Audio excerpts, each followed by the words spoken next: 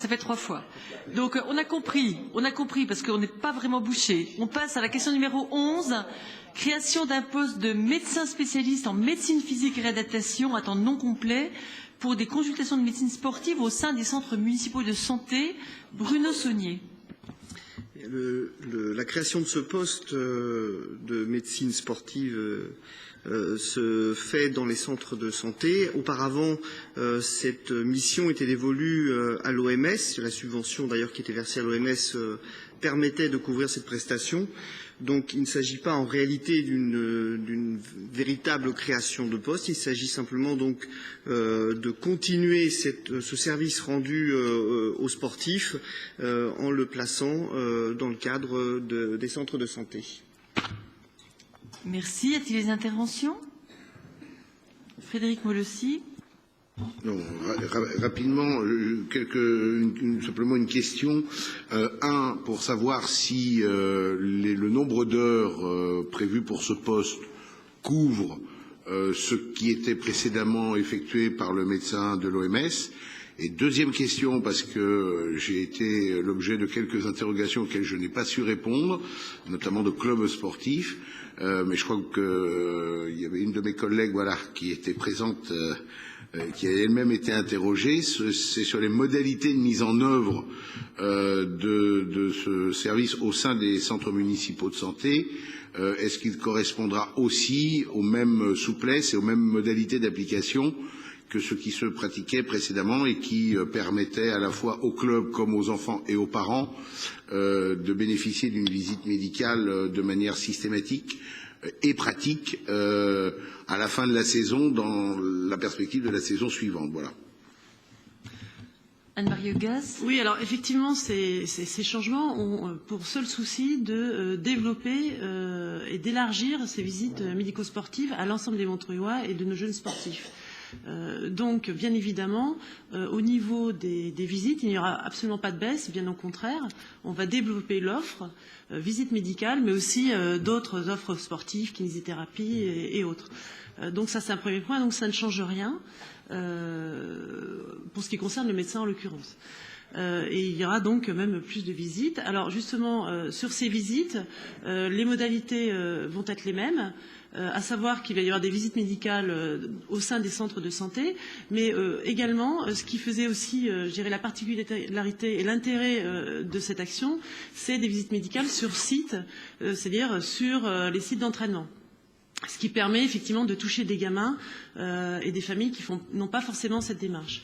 Donc ça n'a pas été simple à mettre en place, mais ça va se faire. Par ailleurs, pour effectivement répondre à cet objectif d'élargissement de l'offre médico-sportive, il y aura plusieurs sites de visite sur Montreuil, donc dans plusieurs centres de santé, répartis sur le territoire de Montreuil. Il y en aura 2 au Montreuil, enfin au nord. Donc, en fonction des jours et des heures, il y aura donc Léo Lagrange ou Daniel Renoux, et dans le bas Montreuil, à Bobillot. Puisque Bobillot, ça a particulièrement de sens, puisque le SDM a fourni pour 80% des visites médico-sportives.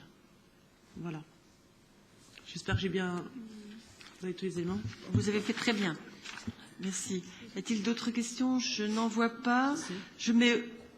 Si. Excusez-moi. Stéphane Bernard. Je voudrais juste compléter ce que vient la réponse qui est apportée par ma collègue pour préciser qu'il s'agit de 220 heures annuelles, dispensées donc, comme le dit Marie Hugas, dans les 2 centres de santé municipaux du Haut-Montreuil, 2 samedis par mois à Daniel Renoux, 2 mercredis et 2 jeudis par mois à Léo Lagrange, ainsi qu'à Bobillot, en centre-ville, et sur les sites, notamment Parc des Guilans et dans les stades. Les sportifs bénéficieront du tiers payant qui est pratiqué dans les centres municipaux de santé.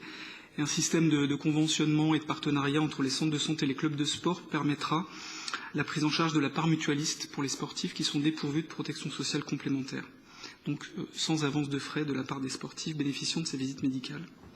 Et donc c'est un élément de synergie entre le secteur santé et le secteur des sports sur la ville. Et pour les centres municipaux de santé, c'est un élément qui figurera au projet d'établissement qui est en ce moment en cours d'élaboration. Madame Mathia. Non, mais juste une petite précision, parce que quand mes filles étaient petites, elles allaient au centre sportif qui est à rue Parmentier.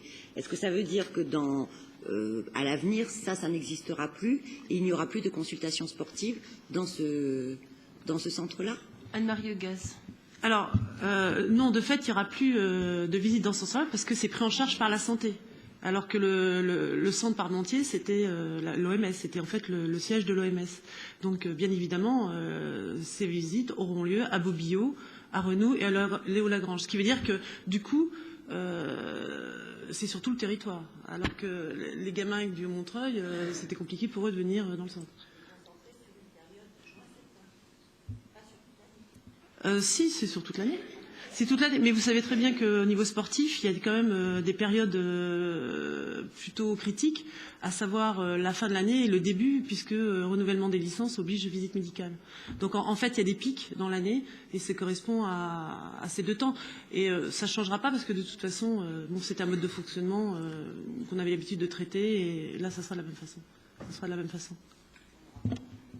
Donc un service assuré par le même médecin réparti sur les centres de santé du haut comme du bas Montreuil. Juste une petite question. Quelle est la motivation aussi qui, indépendamment de l'intérêt de la synergie dont vous faisiez allusion, mais qu'est-ce qui a conduit à ce changement et à ce passage de l'OMS aux centres municipaux de santé? Essayer de regrouper notre offre santé, faire en sorte qu'elle soit bien répartie sur le territoire de la ville. Je mets aux voix la délibération. Qui est pour cette délibération? Unanimité, je vous en remercie.